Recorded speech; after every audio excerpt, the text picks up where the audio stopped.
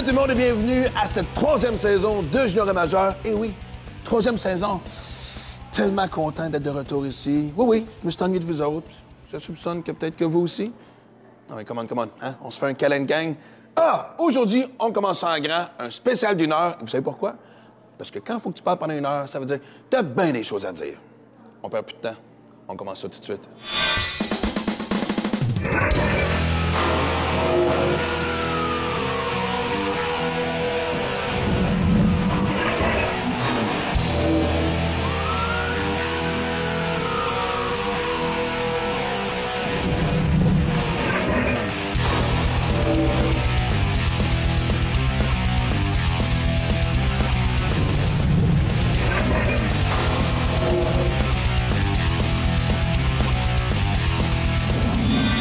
Tellement content de le retrouver parce que, je l'avoue, oui, quand il est pas là, un petit vide dans ma vie, Michael à l'ancêtre, avec un look plus décontracté. Je commence à avoir d'influence sur toi, je pense.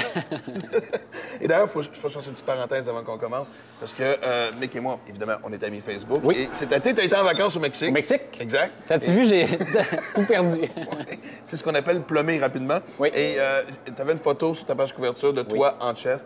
J'étais fier de toi. On a tout un côté douchebag, faut qu'on fasse ressortir à un moment donné. Chest-bras. Chest-bas. Écoute, après la saison 2012-2013, qui va rester mémorable dans la tête des gens pendant très longtemps, Oui. On s'attendait évidemment à une année peut-être plus tranquille en comparaison. C'est pas le cas. Et d'ailleurs, je pense qu'un des premiers sujets qu'il faudrait aborder, c'est toute la transition au point de vue des entraîneurs. On savait qu'avec quand Patrick est parti au Colorado en amenant avec lui Mario Duhamel, André Tourigny, ça laisserait, évidemment, forcément, ça crée un vide qui, je pense, est en train de très bien se remplir. Oui, bien, il semblait pas y avoir d'inquiétude dans la Ligue au sujet des nouveaux entraîneurs. On se posait la question parce que, veut pas... Bien, la loupe était sur Philippe Boucher-Québec, ça c'est clair, mais il y avait d'autres mouvements hier. Les autres font plutôt bien. Quand on regarde dans l'ensemble, Martin Raymond à Drummondville, ça va très bien pour lui. Je pense qu'il a mis les voltigeurs à sa main. Qui a hérité de bons clubs aussi. Oui, un bon club de hockey. Mais quand même, je pense que le message a passé directement avec ses joueurs. C'est un gars qui avait quand même une notoriété assez importante. Lorsqu'on regarde à Chicoutimi, Patrice Bosch, je pense que ça va bien pour lui. Les gens du Saguenay aiment son côté un peu tough, qu'on nous dit, là, du côté de Chicoutimi. Donc, je pense que ça va bien pour lui. Il y a des défis. Je pense que la période de transaction qui s'en vient à grands pas va être assez corsée pour lui, parce qu'il y a des dossiers à gérer, notamment Charles Hudon. Darren Rumble, c'est sûr, c'est plus difficile pour lui à Moncton parce que je pense que c'est sûr que lui aussi, il a de l'expérience de la Ligue nationale, mais il y a un club en reconstruction. C'est l'an 1 de la reconstruction. L'année dernière, donc... Je pense qu'ils ont perdu beaucoup de professionnels, des gars pour les rangs professionnels. Et les jeunes de première année, c'est jamais facile. Puis c'est une équipe qu'on connaît. On va dire des vraies choses. Non, c'est clair. Du côté de Shawinigan, c'est sûr que là, c'est une profonde reconstruction. Mais on ne dira pas assez. Patience. Ils ont payé cher. Ils l'ont dit, on l'a dit, tu l'as souligné, tout le monde l'a souligné, que ça allait prendre quelques années. Oui, puis c'est pas le travail de Martin Bernard qui est en cause dans le début de saison que connaissent les Cataractes. Je pense que c'est vraiment une équipe qui est très jeune sur papier, des attentes qui étaient assez importantes. Alors, qu'est-ce qu'eux vont faire pour la suite des choses? Ils vont être capables de se remettre dans la course aux séries éliminatoires. Ça va être très difficile. Et finalement, Mike Kelly, un changement d'entraîneur qui a eu lieu à Saint-Jean, Nouveau-Brunswick, qui n'a pas donné les résultats escomptés. Mais alors, encore là, je veux dire, est-ce qu'on est surpris? Je veux dire, ils ont gagné la Coupe et après, ils ont participé l'année suivante. C'est pas facile. Tu payes pour aller loin dans les séries au Québec. C'est pas facile. Ça se demander. Je veux dire, la pression, est-ce que ça vaut la peine? Bien, forcément, la réponse est oui. J'essaie de créer un petit peu de... Quand tu gagnes la Coupe Mémoriale, quand tu la gagnes pas, c'est un autre paire de manches parce que on l'a vu ce qui s'est passé depuis l'été à Saskatoon. Ça a été incroyable, des changements, l'équipe a été vendue. Puis lorsqu'on regarde des expériences passées, ça n'a pas été facile. Même Rimouski, après ça, ça a été comme un petit peu plus difficile. Moncton, eux, se sont bien rebâtis après la Coupe Mémoriale. Québec, en 2003, ça avait été pas facile. Alors, c'est tout un mandat pour Chicoutimi et Québec qui se lance là-dedans. Exact. Des fois, je me dis, à prendre, là. Sont masochistes de se lancer dans un processus comme ça. Mais c'est sûr que, comme tu le mentionnes, ça fait une belle semaine. C'est incroyable pour la ville et l'organisation. Mais quand tu gagnes pas, c'est un retour sur terre qui est violent. Alors, bonne chance à Marc Fortier et Philippe Boucher. Bien justement, je vais m'en servir comme lien, puisque oui, nous aussi à l'émission, on a une nouvelle acquisition, Andréane Barbeau, qu'on a vu quelques fois l'année dernière. Je la connais un peu. Que tu connais très bien d'ailleurs, oui, et qui va nous parler de cette espèce de, on peut dire, après Patrick Roy, ou le nouveau départ de Philippe Boucher. Philippe, on est dans ton nouveau royaume depuis quelques mois. J'ai le goût de te demander en partant comment ça se passe jusqu'à maintenant, comment tu trouves l'expérience? Ah, j'adore ça. C'est le fun, écoute, de m'emmener là, longer le fleuve Saint-Laurent, m'emmener au bureau, là, au Colisée de Québec, au Colisée Pepsi. Pour moi, c'était c'est quelque chose de spécial de faire du hockey pas loin d'où je suis venu au monde, ça arrive sud de Québec. J'ai toujours fait mon hockey ici, là, à part mon hockey professionnel, puis de revenir dans la région, puis d'être associé au Rempart de Québec, là, je suis vraiment fier. Toi, quand tu jouais dans la rue à l'époque, tu devais porter un chandail des Nordiques. Là, tu te retrouves dans leur aréna, leur vestiaire. Est-ce que c'est mythique un peu pour toi? Un petit peu, honnêtement. J'étais un gros... j'étais fan des Canadiens quand j'étais tout petit. À peine des années que je m'en souviens pas trop, des posters dans ma chambre du Canadien, mais toujours un grand fan des Nordiques. J'ai vu plusieurs games ici. Là, mon oncle partait de Villeroy. Il avait ses billets de saison. Il me prenait en passant à Saint-Apollinaire, puis on venait au Colisée. Puis j'ai eu la chance de rencontrer des joueurs dans des séances de signature. Peter Stastny, des joueurs que j'ai joué contre eux autres plus tard. Avoir joué ici au Colisée, ça a été des moments spéciaux pour moi. Puis là, d'avoir mon bureau dans le bureau de Michel Bergeron, c'est spécial. On va revenir en arrière. Revenons dès le début de la saison. Ça n'a pas parti nécessairement de la bonne façon pour les Remparts. Ça a été difficile un peu au début. Est-ce que tu t'es remis en question? Bien, ça, oui, puis je vais le faire encore. Je l'ai fait hier, je vais sûrement le refaire demain. Oui, tu te remets en question. C'est sûr que, tu sais, quand des choses vont plus ou moins bien, tu peux pas dire je les ai faites comme ça. Puis si je fais telle chose, ça va se replacer en tant que coach. En tant que joueur, je vais retourner beaucoup à ce que j'ai vécu en tant que joueur. Bon, je l'ai vécu comme ça, puis il faudrait faire certaines choses pour que ça change. Mais c'est sûr, c'est d'apprendre à connaître le staff ici. Martin Laperrière, il est ici depuis longtemps. Écoute, je me suis accoté sur lui là, dans ce temps-là avec Pierre Sévigny qui est arrivé ici. Ghislain Rousseau, on apprend tout à se connaître. On apprend à connaître les joueurs aussi. Les joueurs, c'est un nouveau style. Là. Patrick était ici avec son style. Il y a des gars qui arrivent d'un petit peu partout, qui ont eu des entraîneurs avec un certain style. Je pense qu'il faut apprendre à se connaître, il faut apprendre à se faire confiance. Au même moment où les Remparts ont un peu de difficulté à bien décoller la saison, c'est tout le contraire au Colorado. Il y avait sur une page Philippe Boucher qui accumulait les défaites. Sur l'autre page, on encensait Patrick Roy. Est-ce que ça a rajouté un petit peu à la pression du moment? Bien, merci à mon expérience de joueur pendant 17 ans, puis les 2 ans et demi aussi comme DG à Rimouski, là, que j'ai adoré. Là, je pense que ça m'avait préparé pour ça. La critique, il ne faut pas qu'elle te dérange trop. C'est sûr que, comme tu dis, Patrick est 6-0, nous autres, on est 1-6. Puis en bas à gauche, ben, avec l'Armada, un joueur qu'on a échangé qui était apprécié ici à Québec, va très bien là-bas, Bergeron. Fait que tu mets tout ça ensemble. C'est sûr que tout le monde sont un petit peu après toi, puis les critiques peuvent être négatives, mais ça fait partie de la game, si tu me permets l'expression. As-tu ramené dans ta préparation d'entraîneur des tics ou des habitudes que tu avais comme joueur, des superstitions, une routine déjà bien instaurée? Une chose qui n'a pas changé, c'était un peu là, pendant l'hymne national, qu'est-ce que je pouvais me dire en tant que joueur. Je ne le faisais pas au début. Tu sais, j'ai jamais été derrière un banc de la Ligue junior du Québec. Tu cherches une identité, une routine, une manière de faire les choses. Et puis, c'est ça que j'ai gardé de quand. Exactement ce que je me disais comme joueur de hockey pendant l'hymne national. C'est la même routine que j'ai là en arrière du banc. Est-ce qu'on a le droit de savoir ce que tu dis pendant l'hymne national? Pas du tout.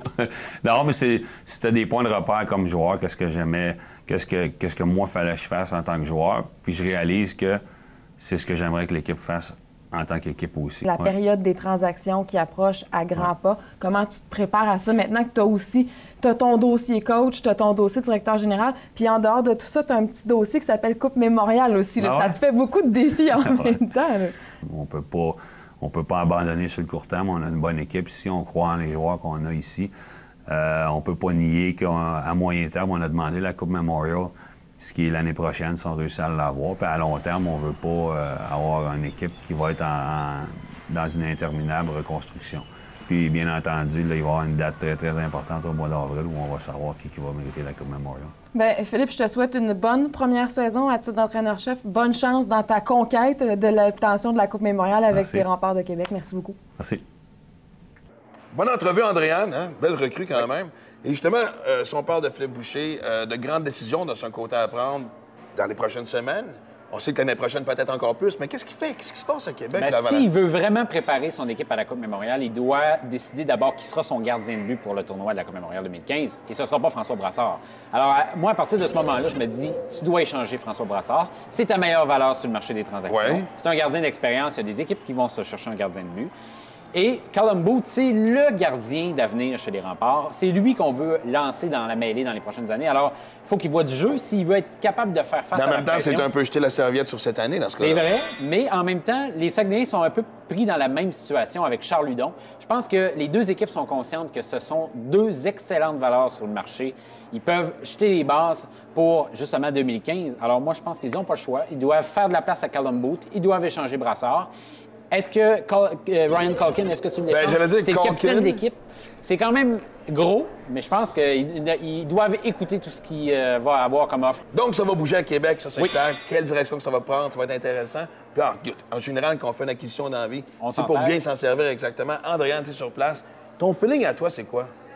Max, il y a une chose que tu vas découvrir assez rapidement, c'est que Michael et moi, on est rarement en désaccord et ça commencera pas aujourd'hui. J'abonde pleinement en son sens. La meilleure monnaie d'échange des Remparts en vue de la prochaine période de transaction, ce sera le gardien de but François Brassard. De par son talent et son expérience, il est extrêmement intéressant pour plusieurs équipes qui aspirent aux grands honneurs. Maintenant, c'est certain que le téléphone de Philippe Boucher va sonner pour les dossiers Adam Ernie, Anthony Duclair et surtout Ryan Culkin. S'il y en a un qui a le plus de chances de partir dans ces trois joueurs-là, c'est Ryan Culkin, parce qu'un défenseur de sa trempe, ça vaut toujours de l'or sur le marché des transactions. Les équipes en veulent toujours plus. Maintenant, j'ai aussi hâte de voir l'an prochain. Est-ce que les Remparts de Québec vont se tourner vers les États-Unis? Ils ont quelques recrues qui évoluent du côté américain, ça se passe très, très bien, mais c'est difficile de les attirer à Québec. On verra si Philippe Boucher aura le pouvoir d'attraction nécessaire. Chose certaine, ne vous attendez pas à ce que les Remparts de Québec vident le club, comme on dit en bon langage de hockey. L'équipe veut être compétitive cette année et elle veut l'être aussi l'an prochain,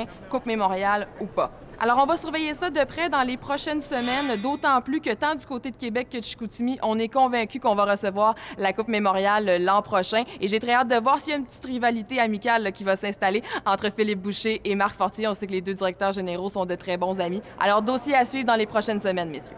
Merci beaucoup, Andréane. Et j'ai comme un petit sentiment, moi, que c'est pas la dernière fois qu'on va en parler de ce dossier, ces dossiers, regarde. Et d'ailleurs, on passe une pause, mais après, notre première discussion, la boys de la saison.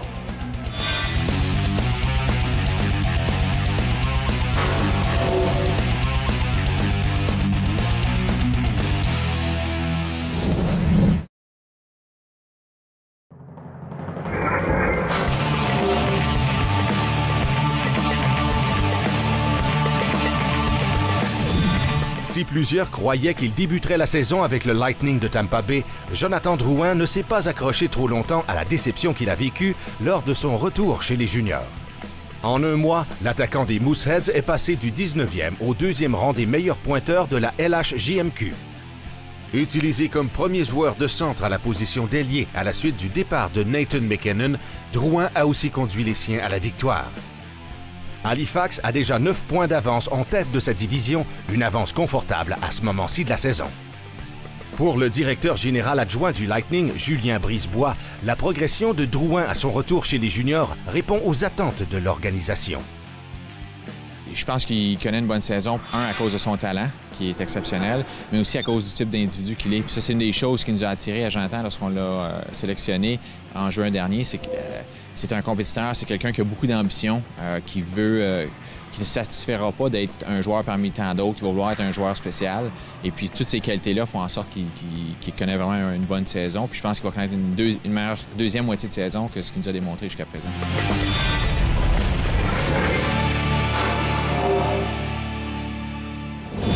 Qui dit première émission de la saison, dit évidemment grande retrouvaille à ma gauche, deux habitués, deux faces familières, Sébastien Goulet et Alain Chéné.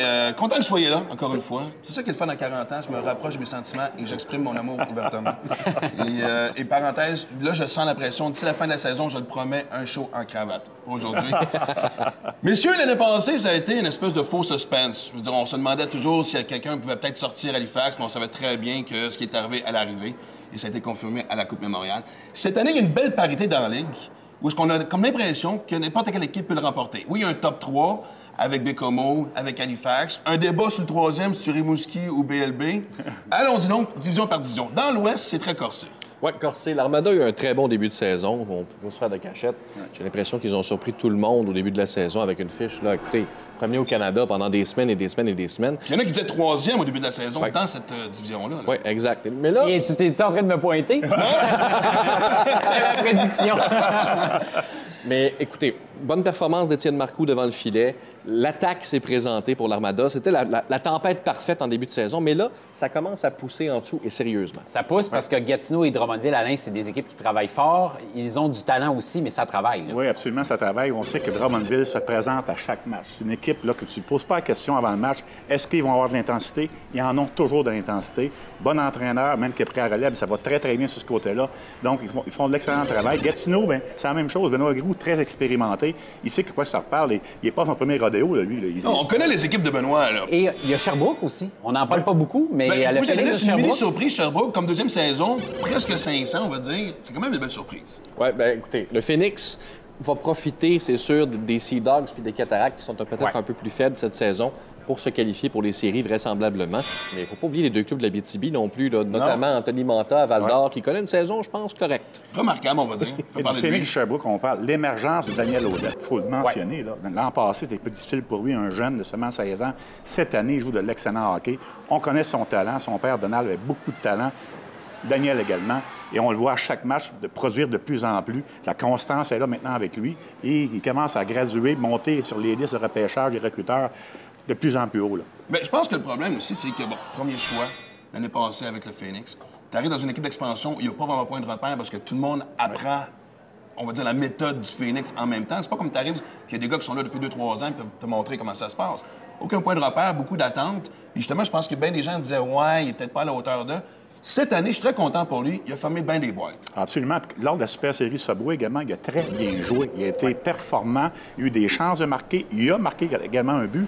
Mais tu le voyais, sa patinoire, le point de le chercher, tu le voyais en action continuellement parce qu'il voulait avoir la rondelle et son sens offensif, là, c'était remarquable dans ces deux matchs-là. Et Jérémy Roy est très bon. Dès l'âge de 16 ans, il a un impact comme défenseur et c'est très rare, Alain, hein, qu'on voit un gars comme ça où, avec une confiance, il est calme. On peut dire au début, pratiquement, c'est un deuxième Xavier Ouellet, là, en progression. C'est tout un compliment, là. Très calme avec la rondelle. Il s'en débarrasse jamais. Prend le temps de regarder les différentes positions. Hop, ce chemin-là est fermé, mais c'est de m'ouvrir un autre chemin.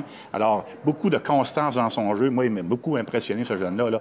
Il voit une belle carrière. Puis la question qu'il faut se poser, est-ce que le rendement de l'Armada présentement, est-ce qu'ils peuvent maintenir ça tout au long de la saison? Moi, j'ai parlé à bien des équipes qui me disent c'est pas l'équipe la plus talentueuse, mais sacrifice qui suivent leur système. Bien, ils trouvent le moyen de gagner. Souvent, ils ont tiré de l'arrière dans des matchs, ont réussi à revenir, chercher une victoire en prolongation en fin de troisième période.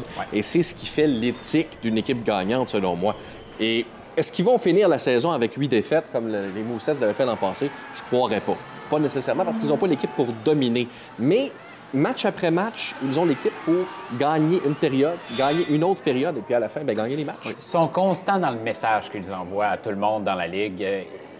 Quand ils ont pris Christopher Clapperton, ils l'ont laissé d'un gradin pour dire tu ne joues plus le jeu que tu dois jouer. Ça veut dire qu'on respecte le plan de match et peu importe que tu sois une vedette, que tu n'en sois pas une. Et un des profils de joueurs qui, moi, m'impressionne beaucoup, c'est Nikita Yevpalovs, marque des buts. Et c'est un peu à l'image de l'Armada, hein? C'est d'essayer d'avoir un plan, de dire on travaille 60 minutes, on travaille fort, et ceux qui sont récompensés, ce sont ceux qui travaillent bien. Excuse-moi, mais ça me fait penser justement de ne pas avoir peur de mettre Clapperton dans les estrades. Toi, tu as déjà coaché. C'est difficile des fois d'envoyer ton joueur vedette. C'est ton meilleur joueur, c'est très difficile. Alors, eux, là, l'Armada, il y a beaucoup de diversité en attaque. Ils n'ont pas 5 joueurs dans les 30 premiers marqueurs du circuit. Non seulement un, je pense, c'est Clapperton qui est le meilleur marqueur, mais il y a beaucoup de diversité, de profondeur chacun des trios. Et la structure défensive également est très bien appliquée. Jean-François Houle, un excellent entraîneur.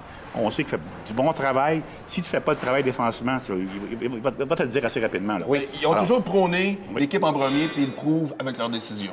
Si on va du côté de l'Est, Bécomo en tête présentement, au moment où on se pense, pas une surprise, on s'y attendait. Rimouski, début de saison, pas laborieux, mais je veux dire, pas ce qu'on s'entend d'ici, c'est toi-même qui l'as dit un moment donné. Moi, je suis surtout content, je vais le dire, pour Québec et surtout pour Philippe Boucher. On sait la pression qu'il y avait. On voit les remparts grimper.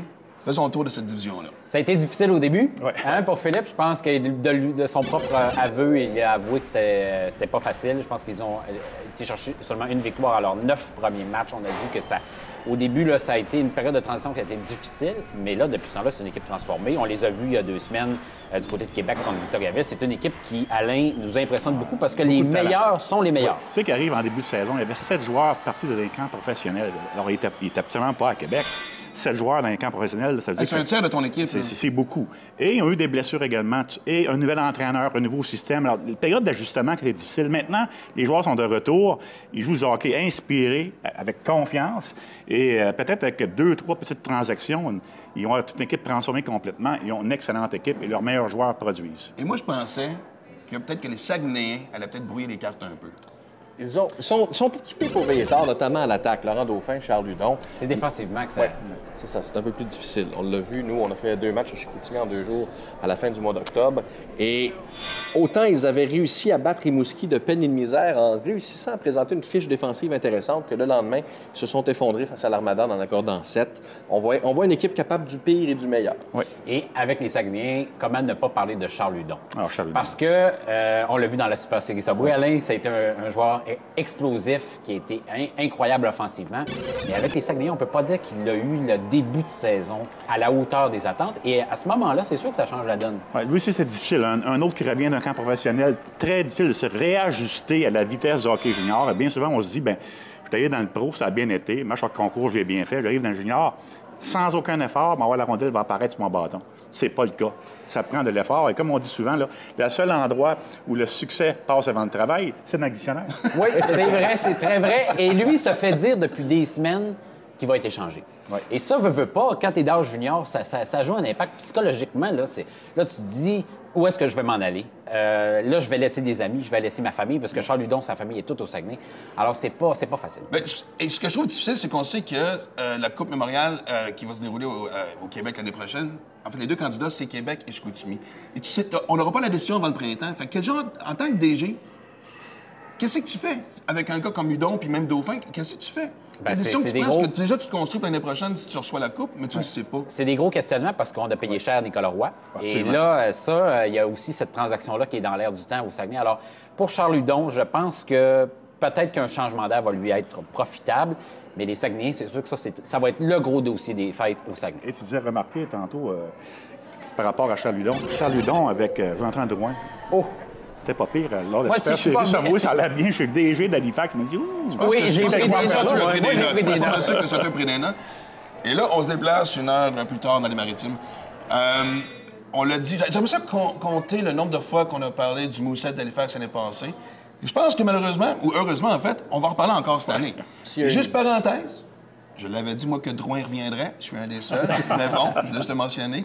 Bon, forcément pas l'équipe de l'année passée, mais de sérieux prétendants à la Coupe, encore une fois. Là. Tellement Absolument. prêt. Il faut comprendre que 15 joueurs de cette équipe-là, qui sont de retour, qui ont gagné la Coupe Mémoriale l'an passé, ils savent comment gagner. Même si Nathan McKinnon n'est plus présent, il y a d'autres joueurs qui peuvent prendre la relève. Et on le voit dernièrement comment que Jonathan Drouin est en feu tout simplement, 4 à 5 points par match. Et d'autres joueurs également, beaucoup de profondeur, de diversité en attaque, qui font en sorte qu'ils peuvent gagner des matchs. Alors, une équipe à surveiller. Une coupe de transactions de leur part, là, peut-être qu'ils se rendent encore à la Coupe Mémoriale. Ouais, mais parlez-en à Saint-Jean, c'est dur de répéter. Oui, exactement. Mais ils ont honnêtement moins de pression parce qu'ils l'ont déjà gagné. Et là, avec le début, je pense que la meilleure chose qui peut arriver au Mousset, c'est le début de saison de l'Armada. Ça a enlevé complètement les projecteurs d'Halifax, ça a mis ça sur la division Ouest. Eux font leur petit bonhomme de chemin. Zachary Foucalé est encore en feu dans les meilleurs gardiens de la Ligue. Et puis finalement, ils vont arriver en surprise, mois de février-mars, puis bang, premier tour des séries, possiblement en tête dans les Maritimes. Puis la bonne nouvelle pour les Mousettes, c'est que c'est presque un championnat de section assuré. Parce que la division est assez faible. Tu regardes Moncton, Acadie Batters, Charlottetown qui a connu c'est un une belle début de surprise, saison. Charlottetown, quand Oui, même. mais là, dernièrement, disons que ça harce, pour reprendre une expression bien connue sur notre équipe. Donc, je pense que les Mousettes, ils sont assurés de terminer dans le top 3 en allant chercher un championnat de section. Et ça change les choses parce que veut pas, ça va leur garantir l'avantage de patinoire pour une grande partie des séries éliminatoires. Et quelle équipe de hockey, Alain? Absolument. Beaucoup de tantôt, beaucoup de talent, cette équipe-là. Puis là, Jonathan Drouin, là, lors de la Super Série Subway, c'était comme un homme qui joue contre des enfants, pratiquement. C'était incroyable de voir comment il était bon. Lui qui avait eu un très, très lent départ en début, parce qu'il est revenu du camp de Tampa Bay. C'était difficile pour lui, là, mais présentement, il joue du hockey exceptionnel. Un bel exemple aussi que j'aime, c'est le jeune Daniel Audette. On en a parlé tantôt. On parlait au début de la saison, 4e, 5e ronde. commence à parler de deux, là. Oui. Tu vois, c'est notre analyste, mais on peut pas sortir le recruteur en lui. L'œil du recruteur, il est toujours vif, toujours, c'est le fun. Ça, j'aime ça encore, il faut le dire. J'ai beaucoup d'amis encore dans le milieu. Puis lorsque je vois un match, ma difficulté quelquefois avec Sébastien, c'est que je regarde le joueur, puis je regarde l'ensemble du jeu, mais je portais à identifier un joueur, je dis, hop, lui, il faut le prendre peut-être en deuxième ronde. Alors, il faut que j'oublie ça, là. Il faut me concentrer sur l'ensemble du jeu. Mais Daniel Audette, tu l'as bien mentionné, il joue du très bon hockey présentement. Beaucoup de talent comme son père Donald. Tout ce qui reste à faire, c'est de prendre un peu de masse musculaire, de grossir. On lui souhaite les épaules à papa. Oui, c'est ça. C'est ça. Ben écoute, je suis content qu'on termine le segment là-dessus parce qu'après la pause, je veux justement garder Alain ici avec moi parce que une des choses qui est difficile justement pour ces jeunes-là qui ont goûté à des camps pro, c'est de se réhabituer au rythme junior, comme tu l'as dit. Il y en a qui partent en feu, puis d'autres, on dirait qu'ils reviennent un peu étourdis. On parle de ça après la pause.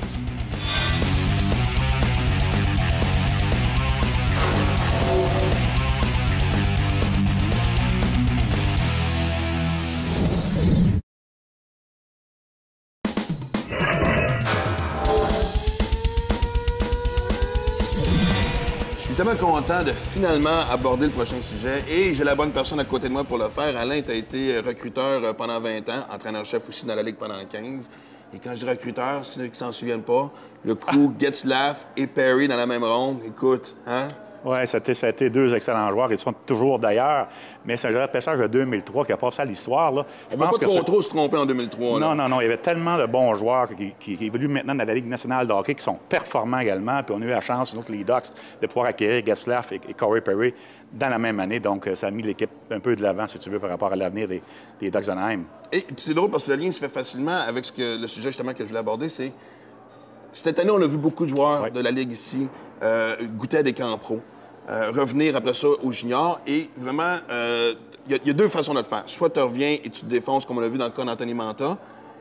Comment ça se fait qu'il y en a qui reviennent et qui ont... On dirait que la tête n'est pas là, ou on parle de se réadapter. Je veux dire, bon, OK, oui, de goûter à l'avion, puis le gros buffet dans la chambre des joueurs, là, tu reviens à des voyages en autobus. Qu'est-ce qui se passe? Parce que toi, tu l'as vu sur toutes ces formes, là. Il faut dire que les jeunes sont dans la Ligue nationale de hockey, jouent des matchs préparatoires, ils vont très bien, atteignent un niveau là, de d'émotivité et d'intensité extrême. Alors, ils sont vraiment rendus là. C'est tout ou rien, là. Tout ou rien, puis espèrent toujours faire l'équipe. Exemple, Jonathan Drouin qui espérait faire Tampa Bay. Lui, il l'a pris dur, je pense. Très difficile, parce que lui était certain qu'il avait 90 des chances de faire l'équipe du Lightning de Tampa Bay. C'est pas arrivé. Tu reviens junior avec des grosses déceptions. Là, tu dis, écoute, je suis arrivé ici, puis là, il me semble que j'ai ma place en haut encore. Malheureusement, ils m'ont pas retenu, c'est difficile. Alors, tu arrives dans le junior, puis là, tu t'imagines que ça va être facile à cette heure. Et c'est jamais facile. M. Ruel l'avait dit, il n'a pas de facile, il n'aura jamais de facile. Alors, il faut que tu travailles très, très fort pour réussir. Et très souvent, le manque d'effort en pensant que la rondelle va apparaître sur notre bâton facilement, c'est pas ça. Il faut que tu travailles pour aller chercher la rondelle. Mais en même temps, deux choses. Est-ce que, tu peux te dire, bon, mettons, j'ai été un choix de première ronde, même si je me draine un peu les pieds, c'est sûr qu'ils vont me rappeler, c'est sûr qu'il faut qu'ils me donnent une chance. On arrive ça avec la grosse tête, puis c'est facile de prendre les choses pour acquis. C'est différent d'un joueur à l'autre au niveau de la maturité des jeunes joueurs. Certains jeunes joueurs sont très matures pour leur âge. Patrice Bergeron, avec les Bruins de Boston, est arrivé à 18 ans puis immédiatement fait sa marque dans le national de hockey parce que la maturité qu'il avait comme individu. Alors, d'un joueur à l'autre, ça varie. Et c'est des jeunes, ils ont 17, ils ont 18 ans. Alors, ils ont des choses à apprendre encore. Et on a vu Jonathan Drouin et bien d'autres se reprendre en main. Et présentement, Jonathan Drouin, il est en feu là, dans le circuit Courtois. Ouais. Un des meilleurs de la Ligue présentement. Toi, tu l'as vécu, justement, de recevoir ces jeunes-là dans le vestiaire. C'était quoi l'approche que tu avais pour leur sortir, justement, de cette espèce d'embrouillement-là? Je pense que c'est la communication, le dialogue, les encourager plus que leur taper dessus. C'est bien certain qu'ils sont déjà très déçus de revenir à ton équipe parce qu'ils espéraient vraiment jouer dans la Ligue nationale, mais ils reviennent, ils sont très déçus. L'encouragement, la communication, le dialogue, leur parler souvent, et à un moment donné, ça prend 2-3 semaines, ils vont venir sur la bonne track. C'est tout ça qui arrive, là. Un jour ou l'autre, là, le talent reprend le dessus. Mais ça devient-tu même frustrant à un moment donné, où, comme tu l'as dit, il faut tirer un peu doucement au début, mais si justement le jeune n'a pas allumé après 3-4 semaines, de faire « Hey, le grand! » Oui. C'est frustrant d'avoir un jeune prendre son talent pour acquis. C'est l'attitude que démontre le jeune joueur. Certains ont une très bonne attitude, l'effort qui est toujours là, mais ils ne produisent pas, mais tu vois que l'effort est là. Cependant, si le contraire arrive, que l'effort n'est pas là, que l'attitude n'est pas présente, qu'il est rendu un moins bon coéquipier, là, tu sors le fouet, comme on dit, puis là, tu vas voir le jeune, puis quelquefois, tu peux lui dire, bien, donc, fais un petit tour dans les gradins, voir ce qui se passe. Parce que moi, tes coéquipiers là, qui travaillent à chaque soir, là, tu devrais peut-être les imiter. Ça marche, ça, d'habitude, hein? Ça marche. Et personne ne va être assis en haut. Là. Non, parce que c'est une question de fierté, il ne va pas être là. Puis, en même temps aussi, C'est long parce que souvent, on sait que l'affaire qu'on dit le plus souvent aux jeunes joueurs juniors, c'est « travaille ton jeu défensif ». Je suis sûr que tu l'as dit des millions de fois dans ta carrière. Là, les gars goûtent un camp pro. Ils se font dire la même affaire en haut. Là, il revient et dit « Ouais, coach, finalement, je te l'avais dit. Ça a dû te sortir de la bouche souvent. » Tous ces jeunes joueurs-là, c'est les joueurs vedettes de leur équipe, donc des joueurs qui sont très, très bons offensivement. Puis dans le junior, ils sont portés à tricher offensivement. Puis l'entraîneur va laisser passer certaines choses parce que c'est son meilleur joueur, justement. Puis il sait que s'il coûte un but, il peut en marquer 2, cependant, pour te faire gagner le match. Dans la Ligue nationale, il faut que tous les jeunes joueurs soient également responsables défensivement. Qu'est-ce qui se produit avec Neil Yakupov à Edmonton, là? C'est que Neil Yakupov ne veut pas jouer défensif. Lui, il dit à son entraîneur, « Moi, là, donnez-moi la rondelle, je vais m'amuser avec. » Oui, mais c'est pas juste ça. Pour gagner des matchs, il faut que tu sois bon offensivement, il faut que tu sois responsable également dans ton territoire, en repli défensif, si tu veux. C'est pas le cas de Yakupov, donc son temps de jeu a diminué. Puis là, on voit la petite guerre dans les journaux avec son entraîneur et le gérant général des Oilers. Puis ça peut jouer aussi avec la tête des jeunes. Je prends un exemple. Samuel Morin, qui s'en va faire le camp à Philadelphie, on le compare à Chris Pronger. Pression, s'il vous plaît, let's go. Et on dirait que depuis qu'il est revenu, on dirait qu'il veut adapter ce style-là de devenir un défenseur beaucoup plus offensif. Il faut toujours revenir à pourquoi que les Flyers l'ont repêché. 6 pieds 7 pouces, au-dessus de 200 livres, un bon bâton actif, un joueur qui patine quand même assez bien pour son gros gabarit, un joueur qui est physique naturellement, qui est robuste, qui est agressif de façon naturelle. Reviens à ça. Il ne faut pas que tu changes de style de devenir un défenseur offensif à cause que tu reviens junior. Dans le cas de Samuel Morin, l'an début de saison, mais il va se replacer. Ça, c'est clair. C'est officiel. Je l'aimais beaucoup l'an passé. Les Flyers ont fait un très bon choix en le prenant en première ronde. Et je suis convaincu qu'il va se relancer de plus que la saison va progresser. Rapidement, si on y va avec, justement, selon toi, ceux qui sont revenus des camps pro dans la Ligue et qui ont compris le message, ça serait qui? C'est Anthony Manta, hein? Comment ne pas le mentionner? Lui est arrivé l'an passé, là, on pouvait dire que les recruteurs le regardaient en disant il manque des choses, Anthony Manta. Qu'est-ce qu'il manquait? C'était quoi? C'est l'intensité et la constance. Son jeu physique peut être un peu plus physique pour un gars de 6 pieds 4 pouces. Mais il y a 17 ans, on sait que les jeunes vont prendre de maturité. C'est pas qu'un joueur complet à cet âge-là. Absolument pas. Puis il faut être patient, puis ils vont prendre de maturité, puis ils vont réussir. Et cette année, mais Anthony s'est présenté, écoute, en très bonnes conditions. Il travaille, il va dans les coins de la patinoire, gagne ses batailles à 1 contre 1 le long des rampes. Puis il n'a pas perdu ses mains, puis c'est un marqueur naturel. Il a marqué 50 l'an passé. Incroyable, un jeune de 17 ans. Cette année, peut-être qu'il va marquer 60 et plus, possiblement. Et d'ailleurs, je suis content que tu me parles de lui parce que j'ai eu la chance de le rencontrer récemment. Et honnêtement, lui, sa liste d'épicerie, là, il l'a suivi au pied de la lettre. On lui reprochait justement de peut-être pas aller dans les coins, il manquait de robustesse. Depuis son retour, il a pris bien des notes. En fait, j'ai la chance d'y parler. On regarde ça tout de suite.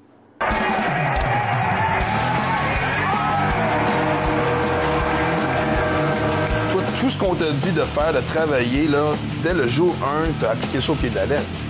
Oui, bien, Détroit, en partant de là-bas du vrai camp, ils m'ont dit que pour être dans la Ligue nationale un jour, il va falloir que je sois un joueur de chaque jour. Ce qu'ils voulaient dire par là, c'est dans les entraînements hors glace, entraînement sur glace, dans les games. Fait que je suis revenu avec cette mentalité-là à Val-d'Or pour l'appliquer le plus rapidement possible, justement pour faire le saut le plus rapidement possible. Dans le cas d'Anthony, ça a commencé l'année passée. Il y avait 30 clubs qui couraient après, qui posaient tout le temps les mêmes questions. Personne ne doutait de son talent. Il y a eu 3 scores de 50 goals l'année passée, mais Anthony était un de ceux-là. Personne ne doutait de ça. Tout le monde nous disait il va-tu gagner ses batailles 1 contre 1, il va-tu aller dans les coins, il va-tu. Toi, quand il est arrivé en entrevue avec toutes les équipes de la Ligue nationale, ils ont tous répété la même affaire. Fait que là, on l'a vu dans le journal un peu, puis les journaux, ils disaient je commence cette année de l'entendre parler, je vais leur prouver que. Quand il est arrivé ici, dans les matchs hors concours, on l'a vu immédiatement. Il servait de son corps, protégeait sa rondelle. Il est venu motiver, lui, là. Lui, il est venu motiver pour signer un contrat. Il est venu ici pour jouer pour l'équipe Canada. Puis, pouvoir jouer dans le national le plus vite possible. Montrer qu'il a du caractère, puis c'est bataille 1 contre 1. Puis je pense que la série Subway, on l'a vu faire ça aussi. On l'a vu déborder. Il a scoré son but sur un retour de l'ancien en avant du net, dans le slot, parce que des fois, ça fait mal, mais il a payé le prix. Souvent, les jeunes reviennent d'un camp pro, puis pas qu'ils se traînent les pieds, mais ça les mélange un peu les premières parties. Lui, il a attaqué la saison en force. Là. Exactement. Puis Anthony, c'est tout à son honneur parce qu'il est parti ici avec une idée fixe. C'était de jouer dans la Ligue nationale. Puis c'était vraiment la bonne idée à avoir. Quand il est revenu ici, il s'est tourné vers le positif des choses. Puis non seulement il a gardé ça pour lui-même, mais il a été contagieux avec plusieurs joueurs de notre équipe. Puis ça a été vraiment là, une explosion de lui. Mais je pense qu'il est une grande partie de nos succès qu'on a pu connaître depuis le début de saison. Lamanta reste du côté gauche pour Drouin. Drouin tente de subir. Moi, la série Savoie, tu as joué avec Hudon et évidemment Joe Drouin. C'est deux bons joueurs dans le circuit Courteau. Puis pour moi, c'est un honneur aussi de jouer avec ces deux joueurs-là. Puis on a eu un rôle assez offensif pendant la série, fait que ça cadrait mon style de jeu. Pourquoi la philosophie quand on a un tel atout? Est-ce qu'on garde l'année prochaine, mais en même temps, on veut garder vraiment l'esprit positif dans le vestiaire présentement? Ça, c'est des décisions difficiles. Je pense que c'est une décision probablement la plus difficile que j'ai pu faire face en 1 an et demi d'expérience, mais de loin, ça va être une décision qui sera jamais facile. Parce que le téléphone va sonner. Effectivement, puis ça a déjà commencé. Sauf que ça va être une décision cruciale pour notre organisation, puis il va vraiment falloir la réfléchir, de voir le positif et le négatif. Par contre, il y a un message que j'ai lancé aux joueurs au début de l'année, c'était de me prouver qu'au fait, on voulait continuer de s'améliorer. Et puis par les résultats qu'ils ont démontrés depuis quelques temps, là, je pense qu'ils ont envie de prouver qu'ils veulent aller faire un but dans les séries éliminatoires. Écoute, si tout va bien, ça sonne probablement la Ligue américaine l'année prochaine. Ça va être quoi tes souvenirs de ton séjour dans le junior? C'est 3 années magnifiques à Val-d'Or. J'ai connu des très bons joueurs aussi. J'ai joué avec plein de gars, des bons gars en dehors de la glace, à la glace. Puis pour moi, c'était juste 3 ans magnifiques.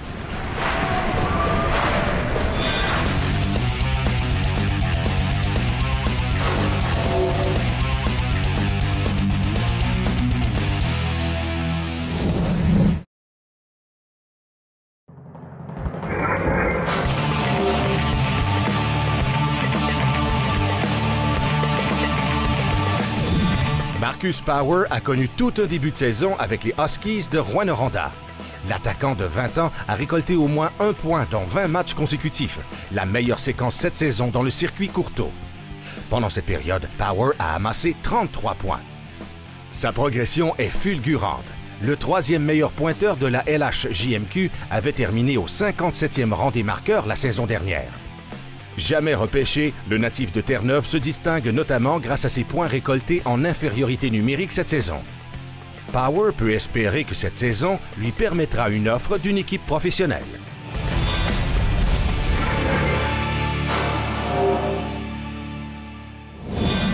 Évidemment, étant Michael et moi, 2 jeunes qui sont in. Bon, le jeune. Ouais, je pointe vers toi. T'as-tu vu, j'ai pointé vers oui, toi. Oui, c'est ça, c'est bien. J'assume entièrement ma crise à quarantaine. Depuis l'année dernière qu'on parlait d'avoir une page Facebook pour junior et majeur. C'est chose faite. Ne vous gênez pas pour y aller. Évidemment, mettre vos commentaires. On encourage aussi surtout les jeunes joueurs de la Ligue à le faire. Tout va être contrôlé parce que Dieu sait que... Hein? Et d'ailleurs, ça nous a aussi amené à une idée, Michael et moi, cet été. On discutait parce que, bon, forcément, on sait qu'à la fin de la saison, il y a le gala des rondelles d'or qui souligne les performances des joueurs. Il n'y a pas juste ça, les performances. Non, mais sur la glace. Mais là, nous, ce qu'on voulait faire, évidemment, c'est de... Parce qu'on sait que la Ligue, la beauté de la Ligue, c'est les personnalités qui la décorent. Oui. Et Dieu sait qu'il y en a. Oui. Et on compte sur toi pour le souligner le plus souvent possible. Et donc, nous, ce qu'on voulait faire, c'est évidemment souligner ce qui se passait en dehors de la glace avec un gala qui va s'appeler le gala du vestiaire, où, en fait, il va y avoir 7 catégories. Il va y avoir la catégorie du pire cochambreur. Il va y avoir la catégorie du fanatique de santé, Monsieur Shake, Monsieur je vais au gym. Le joueur de tour, c'est un incontournable, évidemment. Le fils à maman, il y a toujours quelqu'un qui s'ennuie un peu de la recette de la sauce à spaghetti de sa mère. On va avoir celui qui prend le plus de temps à s'habiller, celui qui est le premier sur la glace aussi. Donc, on compte un peu pour les jeunes pour nous envoyer un peu, évidemment, de l'info. Vos suggestions, vos insights, vos scoops. Bien, on va le dire, tous les veaux chums, avec des images à l'appui. Et d'ailleurs, pour vous donner un petit aperçu de à quoi ça va ressembler, regardez bien ça. Dans notre équipe, Brandon Duke, tout le temps, c'est lui qui donne les tips à tout le monde. Là, et il nous évalue tous un par un. Puis il dit, tu devrais faire ça, tu devrais faire ça. Brandon Duke, il suit la nutrition, puis je pense qu'il est en shape, puis il fait tout le temps attention à ce qu'il mange. Il mange du saumon, des légumes, pas de patates. Je pense que c'est sûrement le gars le plus en shape que j'ai vu. Calme, mais c'est bizarre, ces superstitions. Je pense qu'il se parlait à lui-même, ces affaires comme ça. Fait je pense que ça serait calme, mais les goalers, je pense que c'est un peu normal qu'ils sont de même. Moi? Wow! C'est vrai? Ouais. Ah, peut-être. Moi, peut-être que Moi, je crois pas aux superstitions, mais peut-être c'est juste dans ma routine. Peut-être c'est juste des choses que je répète toujours. Moi, c'est bien quelque chose que j'aime dans la vie, c'est les traditions. Et puis, on en a une ici à Junior Majeur. C'est impossible de commencer une nouvelle saison sans le grand Manitou lui-même, Gilles Courteau. Je suis allé le rencontrer dans ses bureaux. Monsieur Courteau, quand on est le commissaire de la Ligue, c'est un peu dur de surfer trop longtemps sur son succès, même d'en profiter. Mais j'ai comme l'impression que d'ici, en fait, même pendant très longtemps, la saison 2012-2013, on va toujours déclencher un petit sourire. Oui, effectivement.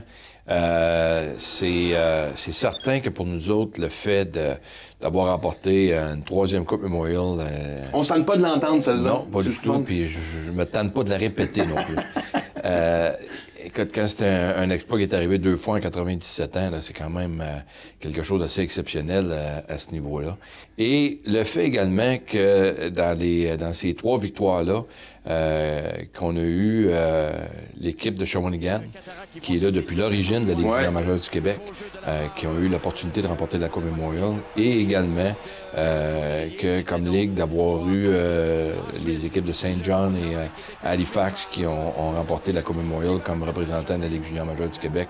C'est également une belle mention honorifique pour la Ligue d'avoir, lorsqu'on a pensé à procéder à l'expansion au niveau des provinces des Maritimes.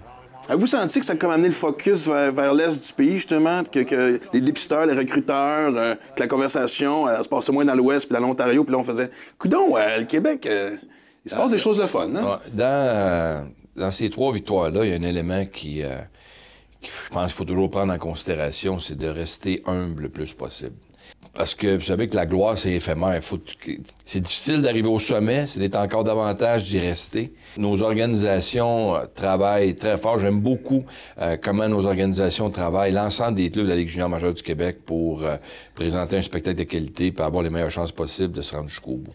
Puis après la Coupe Memorial, il y a aussi le repêchage, ou encore une fois, un autre gros sourire avec tous les noms qui ont été prononcés de jeunes joueurs qui jouent ici, là. Oui, non, effectivement, c'était une très bonne séance de sélection. Ça faisait 2 ans que les experts de la Ligue nationale puis les gens qui suivent le hockey junior prédisaient une très bonne séance de sélection pour la Ligue junior majeure du Québec. Ça s'est concrétisé, puis tout ça en même temps qui est arrivé avec la graduation de nos entraîneurs au niveau de la Ligue nationale. J'allais dire, la LHMQ, c'est pas juste une école pour les jeunes, c'est aussi une école pour les entraîneurs. Non, effectivement, c'était une très bonne année, ce côté-là, de voir 3 de nos entraîneurs qui sont avec la même équipe à Colorado, où est-ce que Patrick a emmené avec lui André Tourigny et Mario Duhamel. Et qui font très bien au moment où on se parle. Exactement. Leur fiche est excellente de ce côté-là. Puis c'est très bon de voir ces gens-là avoir gradué au niveau de la Ligue nationale. C'est excellent pour la Ligue junior majeure du Québec. Je suis très content. Pour 2 choses. La première, c'est de voir les gens avoir eu cette opportunité-là. Et la deuxième, c'est que Patrick Roy a fait exactement ce qu'il a toujours dit qu'il ferait si jamais il graduait au niveau de la Ligue nationale, c'est d'amener des gens avec lui. Et il l'a fait avec André Tourigny et Mario Duhamel.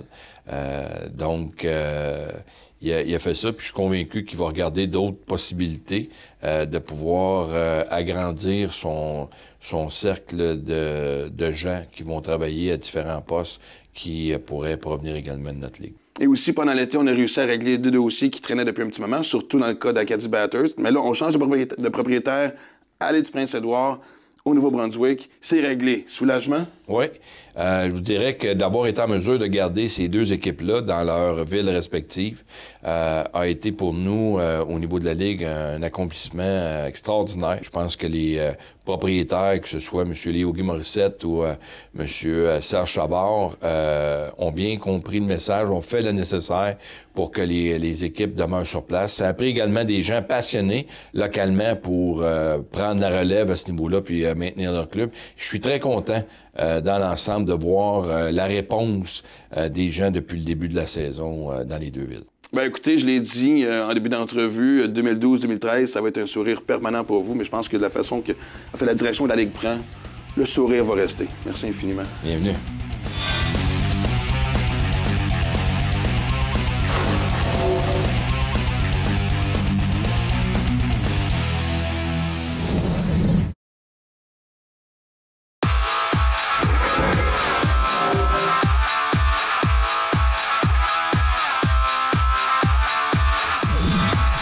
On a appris cette semaine la liste des 25 invités de Hockey Canada en vue du camp préparatoire d'Équipe Canada Junior qui débutera jeudi prochain à Toronto. Parmi les joueurs retenus par le programme national, on retrouve 6 Québécois. Jonathan Drouin est accompagné de son coéquipier des Mooseheads de Halifax, le gardien Zachary Foucalé. En attaque, le circuit Courtois est bien représenté avec Anthony Manta, Félix Girard, Frédéric Gauthier et Charles Hudon. Hockey Canada devra maintenant retrancher 2 attaquants et un défenseur. C'est des joueurs de grande qualité, des joueurs qui vont avoir un grand rôle à jouer. Je pense entre autres à Zachary Foucalé qui, je pense que si le poste de numéro 1, il veut l'avoir, il lui appartient en autant qu'il puisse continuer à performer comme il se doit. Alors à partir de là, je vous dirais que les 5 joueurs de la Ligue, les 5 attaquants vont avoir un rôle relativement important à jouer, non seulement au camp de sélection, mais également avec les possibilités de faire partie de l'équipe. 4 nouveaux membres feront leur entrée au temple de la renommée de la Ligue de hockey junior majeur du Québec. 2 visages bien connus des amateurs du Canadien de Montréal font partie du quatuor, Patrice Brisebois et Gérard Galland. L'ancien défenseur a participé à 3 tournois de la Coupe Mémorial. Brisebois, qui a joué 18 saisons dans la Ligue nationale, a aussi remporté la médaille d'or à 2 reprises avec Équipe Canada Junior. Gérard Galland est le seul de l'histoire à avoir remporté 4 Coupes du Président, 2 en tant qu'entraîneur et 2 comme joueur. Champion de la Coupe Mémorial en 2011, Galland revendique le meilleur pourcentage de victoires de l'histoire chez les entraîneurs. Jean-Luc Faneuf du Junior de Montréal et l'officiel Normand Caisse seront les 2 autres intronisés en avril prochain.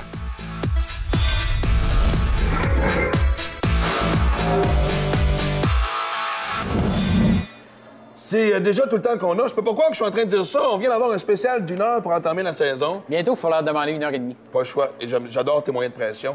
Et honnêtement, si je regarde tous les sujets qu'on a abordés aujourd'hui... Et ceux dont on n'a pas parlé. J'allais dire, c'est pas les discussions qui vont manquer à l'émission cette saison. Puis moi, une chose que j'ai hâte que tu abordes, sérieusement, c'est la période des transactions qui s'en vient la prochaine semaine. Moi, là, j'ai hâte de parler de transactions. C'est du vent, mais bientôt, ça va devenir du concret.